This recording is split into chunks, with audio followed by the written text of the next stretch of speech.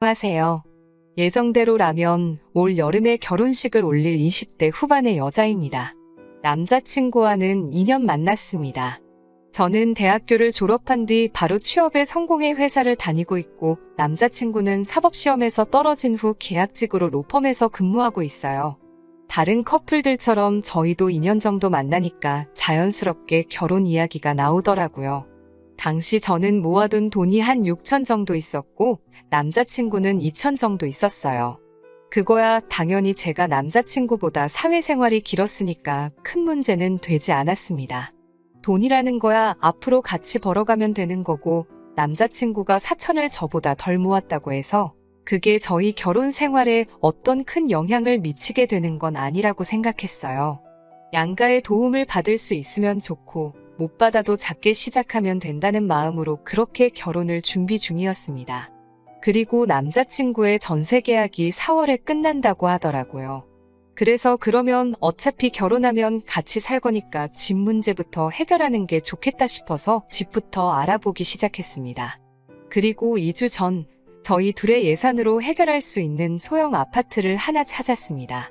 집 주인이 다른 아파트에 입주를 해야 해서 빨리 매매를 해야 하는 상황이라 가격도 시세보다 낮게 나온 정말 황금 매물이었어요. 저는 일단 제 돈으로 계약금을 걸면서 일을 진행시켰습니다. 그리고 이를 알게 된 남자친구도 너무 잘 됐다면서 일단 제가 진행을 하면 자기가 한 번에 자기가 내야 할 돈을 보내줄 테니 그 돈으로 잔금을 치르자고 하더라고요. 그러면서 남자친구가 사실 자기 돈은 예비 시모가 관리하고 있다면서 그래도 걱정 말라고 내일 바로 보내주겠다고 했었고요. 저도 사회생활 시작하고 처음에 한 1년 정도는 친정 아버지가 대신해서 관리해 주셨기 때문에 전혀 이상하다 생각하지 않았습니다. 안심하고 기다렸어요.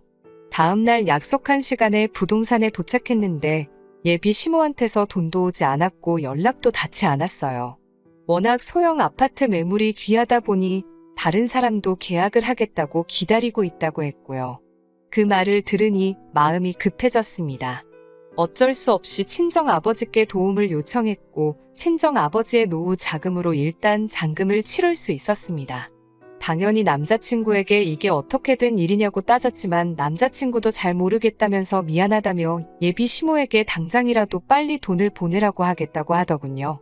하지만 한참이 지나서야 연락이 온 시모는 지금 몸이 너무 안 좋다는 등, 정신이 하나도 없다는 등, 통장이 어딨는지 모르겠다는 등의 바보 같고 속이 훤히 들여다 보이는 핑계를 대며 전세 자금을 보내주지 않으셨어요.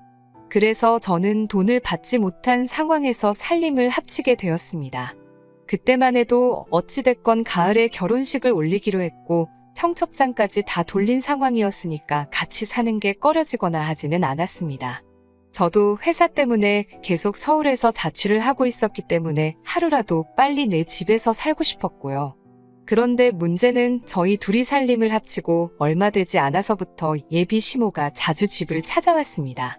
말씀으로는 친정 어머니도 안 계신데 당신이 친정 어머니처럼 저를 챙겨주고 싶다는 거였죠. 하지만 저는 부담스럽기만 했어요. 친정 어머니만큼 편하신 존재도 아니었고 저도 일 끝나고 집에 오면 쉬고 싶고 주말에는 늦잠도 자고 싶은데 아무 때나 배를 누르시니 없는 척을 할 수도 없고 죽겠더라고요. 하지만 더 저를 힘들게 한 건 예비 시모의 무력이었어요. 예비 시모는 저희 집에 올 때마다 이번에는 뭐가 바뀌었니 뭘 샀니 하시면서 집안의 물건들을 꼼꼼히 살피셨어요. 저는 처음에만 해도 내가 혹시 돈을 사치스럽게 쓰는지 확인하려고 하시는 건가 생각했는데 그게 아니었더라고요. 시모가 그러는 이유는 자기 마음에 드는 물건을 가져가기 위해서 그런 거였어요. 한 세 번째 방문 때인가 인기가 많아 배달이 밀리던 대형 TV가 한 달 만에 집에 들어왔을 때였어요. 시모는 소파에 앉아 TV를 보면서 이게 그 광고하는 신상 TV냐며 아이고 너무 좋다를 연신하시더니 나는 이런 TV를 언제 가져보나 딸 있는 집들은 이런 것도 지들 엄마 척척 사준다던데 라고 하시며 계속 나도 이런 TV 하나 있으면 집에만 있어도 하나도 안 심심하겠다는 소리를 하시더라고요. 계속 듣고 있자니 민망해 죽겠는데 남자친구가 제 눈치를 쓱 보더니 그럼 엄마 며칠 가져가서 써보고 마음에 들면 살지 어쩔지 생각해보세요. 이러는 거예요.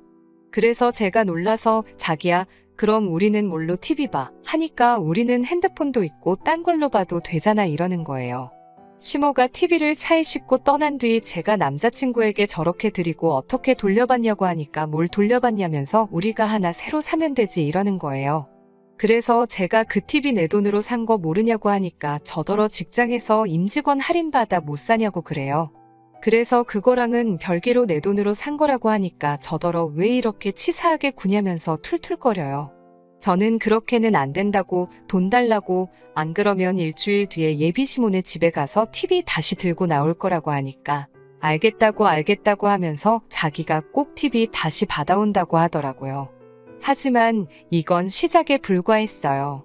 며칠 뒤에는 제 명품백을 보시더니 딸 있는 집은 옷이랑 가방도 같이 쓴다더라 하면서 며칠만 빌려달라며 제 옷장에서 명품백을 가져가시는 게 아니겠어요. 제가 어이가 없었지만 돌려주신다 하니 꾹 참았습니다. 그렇게 예비 시모는 가방과 옷부터 시작해서 발 크기도 다른데 제 신발을 신고 가시다 못해 고등어 구워야 된다면서 저희 집에서 쓰고 있던 공기청정기까지 가져가더라고요. 제가 한 번은 도저히 견딜 수 없어서 예비 시모에게 그러다 저희 살림 다 가져가시겠다고 한마디 쏘아붙이니 예비 시모가 그까짓 거 가지고 뭐 그리 생색을 내니라며 남자친구 앞으로 부은 1억짜리 보험을 저희한테 주려고 하셨다는 거예요.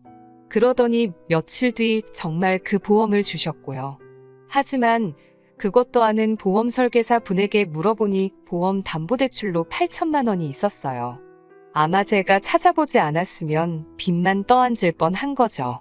저는 예비 시모에게 그 보험을 바로 돌려드리면서 이런 종이 쪼가리는 저도 필요 없다고 했습니다.